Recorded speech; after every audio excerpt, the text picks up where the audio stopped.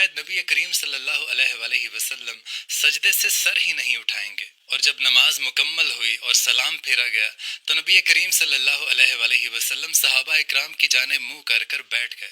پھر آپ صلی اللہ علیہ وآلہ وسلم فرمانے لگے کہ میرا بھائی علی کہاں ہے؟ تو حضرت علی رضی اللہ تعالیٰ عنہ نے آخری صف سے لبیک کی آواز بلند کی تو نبی کریم صلی اللہ علیہ وآلہ وسلم نے ارشاد فرمایا کہ اے علی تم میرے قریب آ جاؤ۔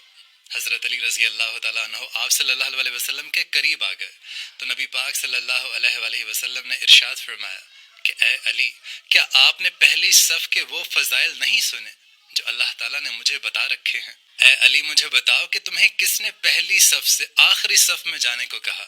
کیا تمہیں حسن اور حسین کی محبت میں مشغول کر رکھا تھا؟ تو حضرت علی رضی اللہ تعالیٰ عنہ عرض کرنے لگے کہ یا رسول اللہ صلی اللہ علیہ وآلہ وسلم، اللہ تعالیٰ سے بچوں کی محبت کے لیے غافل میں نہیں ہو سکتا۔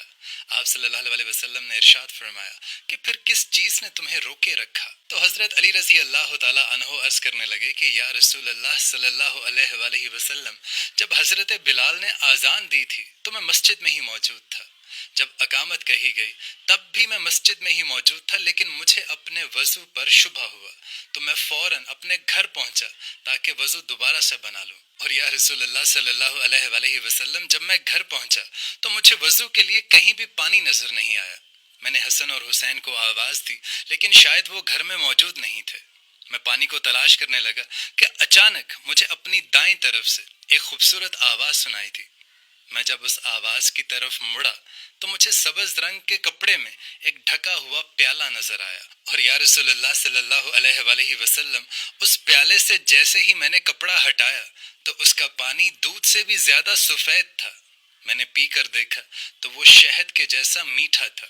میں نے اس پانی سے فوراً وضو کیا اور اسی کے اوپر پڑے سبز کپڑے سے اپنا منہ صاف کیا اور مسجد کی طرف بڑھنے لگا، لیکن میں یہ کافی دیر سوچتا رہا، دیکھتا رہا کہ یہ پیالہ آخر آیا کہاں سے ہے اور مجھے آواز کس نے دی تھی۔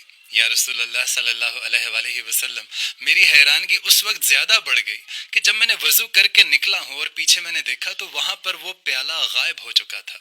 تو رسول اللہ صلی اللہ علیہ وآلہ وسلم نے مسکراتے ہوئے غیب کی خبر سناتے ہوئے کہا کہ اے ابو الحسن، کیا تم جانتے ہو کہ تمہیں وہ پیالہ اور رومال کس نے دیا تھا؟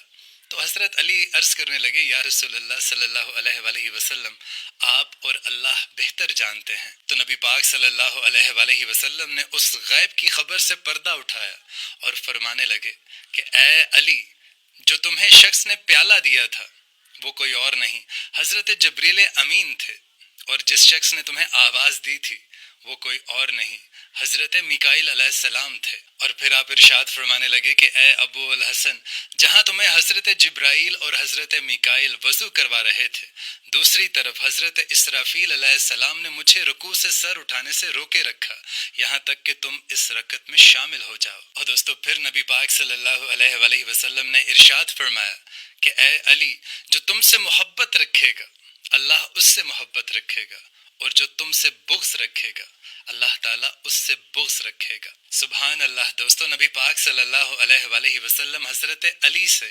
والہانہ محبت کرتے تھے۔ اسی طرح حضرت علی رضی اللہ تعالیٰ عنہ سے کسی نے پوچھا کہ اے علی، ہمیں بتائیے کہ ابو تراب آپ کا نام کس طرح سے پڑا؟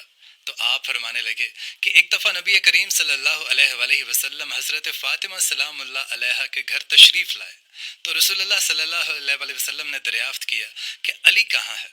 تو گھر والوں سے پتہ چلا کہ گھر سے ناراض ہو کر حضرت علی باہر چلے گئے ہیں۔ تو نبی پاک صلی اللہ علیہ وآلہ وسلم حضرت علی کی تلاش کرتے ہوئے مسجد میں چلے گئے تو آپ صلی اللہ علیہ وآلہ وسلم نے دیکھا کہ حضرت علی مٹی پر لیٹے ہوئے ہیں، ان کے جسم کو مٹی لگی ہوئی ہے۔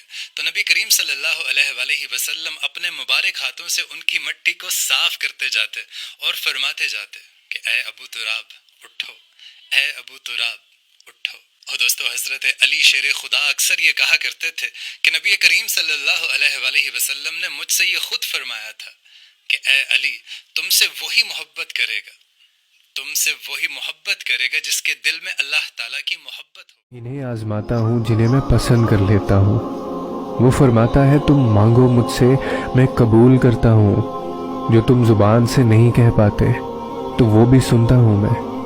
وہ فرماتا ہے خود کو اکیلا ہرگز مت سمجھو، تم جہاں کہیں بھی ہو میں بھی وہاں ہوں۔ وہ فرماتا ہے مت ہو پریشان میرے بندے، وہ فرماتا ہے مت پریشان ہو میرے بند کیے دروازوں پر، میں خیر لانے سے پہلے تمہیں مصیبتوں سے گزارتا ہوں۔ وہ فرماتا ہے صبر کرو۔ تو پھر تم کیوں گھبراتے ہو مقدر کے فیصلوں پر؟ کیا تم نہیں جانتے تمہارا رب غفور الرحیم ہے؟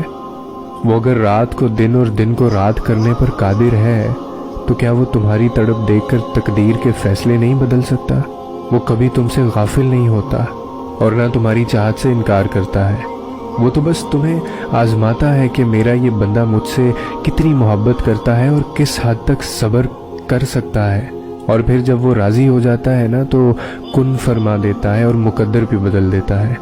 اور پھر اگر سب کچھ فوراً ملنے لگے اور ہو بہو ویسا ہی ملنے لگے جیسا تم چاہتے ہو، تو تمہیں کیسے پتہ چلے گا کہ جو چیز اللہ سے مانگ کر اور اللہ کو منا کر ملے، اس چیز کا مزہ بن مانگے مل جانے جیسا نہیں ہوتا؟ اور اگر نیند آنکھوں میں اترنے لگے تو تم کیسے رات کو اندھیروں میں وہ سرگوشیاں سن سکو گے جو اب اللہ اور تمہارے درمیان ہوتی ہیں؟ تمہاری دعائیں سن لی گئی ہیں مگر یہ وقت آزمائش کا ہے۔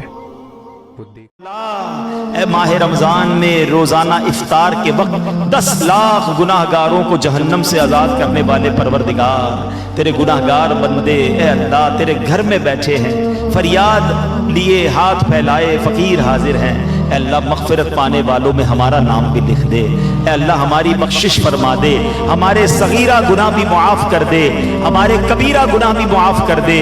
اے اللہ ہمارے بھائی بہنوں کو بخش دے، ہمارے ماں باپ کو بخش دے، ہمارے بیوی بچوں کو بخش دے۔ اے اللہ سرکار علیہ الصلوۃ والسلام کی ساری امت کی بخشش فرما۔ اللہ تجھ سے محبت کریں گے، تجھ سے مدد مانگیں گے اور تجھ پر توکل کریں گے۔ آج اپنے رب سے جس دن یہ وعدہ آپ نے کر لیا نا، آج اپنے اللہ سے جس دن یہ بھروسہ کر لیا، جب توکل کی اس معراج پہ آپ پہنچ گئے کہ آپ اللہ پر بھروسہ کرنے لگ گئے، پھر کوئی مشکل نہیں رہنی ہے۔ دل سے دعا مانگی جاؤ، اللہ مصیبتوں کو ٹالے گا۔ جو رب فرعون کی گود سے، ظالم کی گود سے حضرت موسیٰ کو واپس ماں کے پاس لا سکتا ہے، وہ میری مشکلیں بھی حل کر سکتا ہے، وہ میری پریشانیاں بھی دور کر دے گا۔ بس وہ بھروسہ ریکوائرڈ ہے، وہ کنیکٹیوٹی ریکوائرڈ ہے۔ اللہ مجھے بھی اپنی ذات سے محبت عطا فرمائے، آپ کو بھی اپنی ذات سے محبت نصیب فرمائے، ہمیں توکل عطا فرمائے۔ اللہ کریم اپنے فیصلوں پر ہمیں راضی رہنے کی توفیق عطا فرمائے۔